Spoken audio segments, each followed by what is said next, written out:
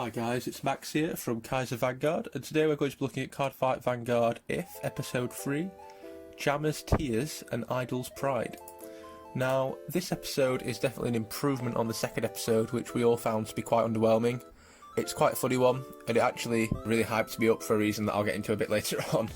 So, just to go through what goes on in the episode begins with Emi and Shuka in a record store, looking at an ultra rare album, and that's where we see that Asuka has replaced Suiko as the third member of ultra rare. So they kind of reveal that as a distortion, which the episode's going to focus on. We then see Ibiki and Suiko transported back into the alternative world again, and Ibiki decides the best thing to sort out this problem that he's getting a bit fed up with now is just to go and confront Aichi in the castle. He steps in, gets left in darkness, and then he comes out with Wingle attacking him. This will answer a few questions later on that we raised in the previous episode about whether there can be two instances of the same unit or not. So after that, we have Ibiki and Suiko meeting up with Emi and Shuka, and Ibiki introduces Suiko as the idol in ultra rare, and obviously Emi and Shuka have no idea who she is, so they say no, actually they're not. She's not a member of ultra rare, and this is the people who are in ultra rare, but ultra rare's unpopular anyway, no one cares about them. We're all about this new Husbando band, which has got the guy that plays Gastile as like the leader of it, and it's kind of like a Husbando band rather than a waifu band, I guess. So Ibiki thinks that they're the Jammers, so he tries to attack them. They're not the Jammers. Ibiki gets left on the ground again, like he has done quite a few times in the episodes up to now. Next, they go to find ultra rare, and ultra rare are performing on these crates using loudspeakers to try and perform. It's clear that Asuka's dragging them down and isn't able to perform to the same level as Corrin and Rekka. After that, Ibiki and Asuka run into each other, and Asuka sees that Ibiki plays Vanguard and she gets quite hyped about it.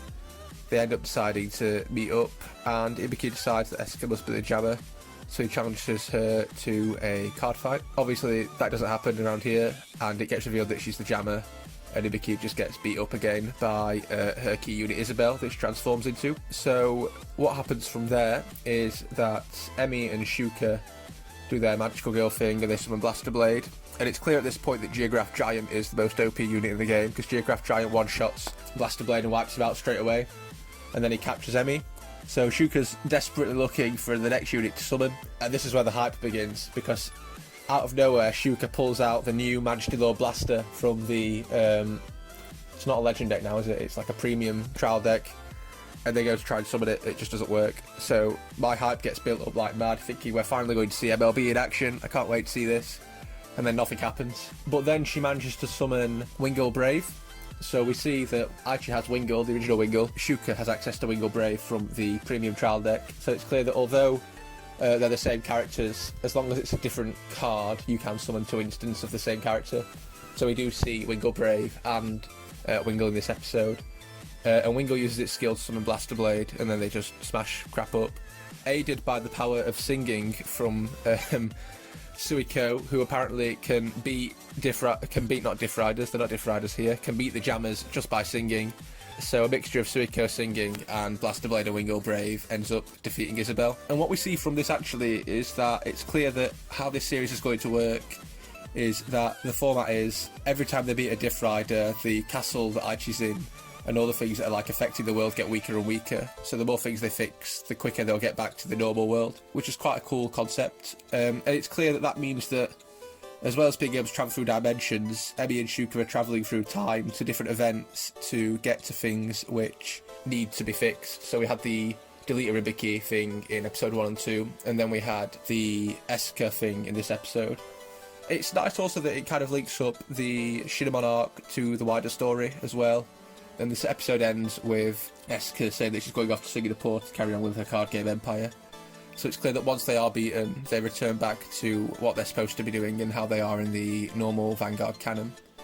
One thing that did come a lot more prominent to me in this episode compared to the last one is the ending theme in the anime. And actually, we didn't comment on the ending theme last time, we didn't mention it, but it's I think it's a really good ending theme. I think it sounds really, really nice. We also got Majesty Lord Blaster featured as the card of the day this week. I think that we hopefully will see some more Majesty Lord Blaster in the future. I'm not quite sure how that will rear its head, but I think we're probably due to see Magical Blaster reappear, which I'm definitely looking forward to. Next episode is looking really, really interesting. So next episode we're going to be seeing Tetsu, so we're going to be seeing the return of Dark Irregulars. There's also Messiah shown in the teaser for the next episode, and Blaster Blade, so hopefully we're going to see some of that.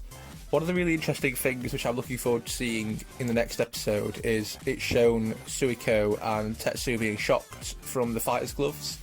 So it looks like we're going to return to the kind of Foo Fighters AL4 bad guy style storyline from Tetsu, where the fighters are trying to link in with the feelings of the units by shocking them every time they take damage. So that'll be really interesting to see.